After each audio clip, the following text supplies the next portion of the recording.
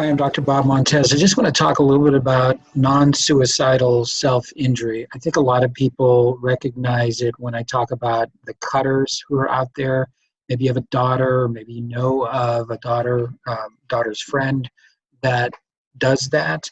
And one of the things that's going on here in our society today is that these behaviors are increasing. In the last survey, there's been about 13 to 17% of people, teenagers between the ages of 13 and 21 who are cutting. And that means that, your daughter or son may know somebody in their school that's cutting themselves on a fairly regular basis. What is cutting and why do people do it?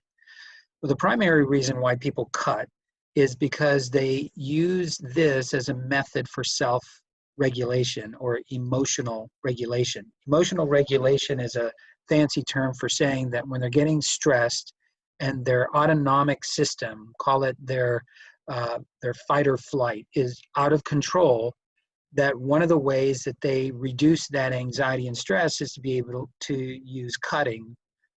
Cutting will do a couple of things. One is it will immediately change the focus of the distressful event to the actual wound that is being created by the cut.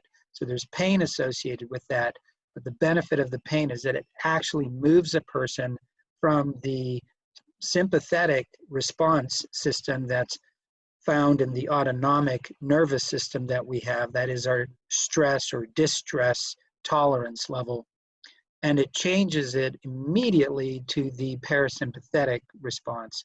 The parasympathetic system is the calming part. So if you've ever had a situation for yourself where you've gone up on stage somewhere, your heart is racing, then you present your information, the stage fright, the presentation ends, you come off the stage and you are so relaxed.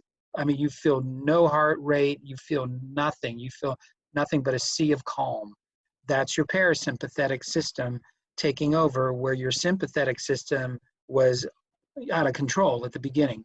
So for the cutter, when their system is in this alarm state, they use the cutting to take from the sympathetic and change it to the parasympathetic response. Now, there's other ways that they could do this, but once you start cutting, it's hard to stop that because it's so effective. But different things that you can do would include things like biting on ice, sometimes even something as simple as putting the tongue up to the roof of your mouth is a way to switch the system.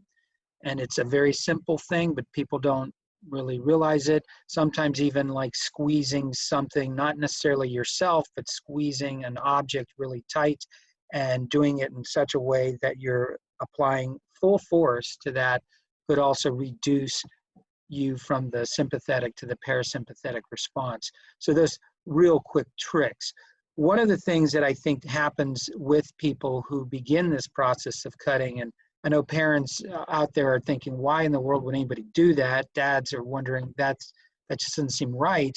But it's once the practice has begun, it's very hard to reduce it. And usually among this population, they're dealing with anxiety, depression, or PTSD. PTSD is it stands for post-traumatic stress disorder. And what happens in that kind of situation is the person is actually re-experience a trauma, but it's post-trauma. So they are rethinking the event and they are using the strategy to get themselves out of those horrible thoughts of something that may have happened to them. So it's best to have these individuals see a counselor and process through some of the emotions of the past. In fact, that's what I want to get into in my next video. So I'll give you some pointers as to what it is that therapists are actually working with when your child is brought to therapy for cutting. Thank you for the time, and I will touch base with you here. Watch the next video on non-suicidal self-injury coming up next.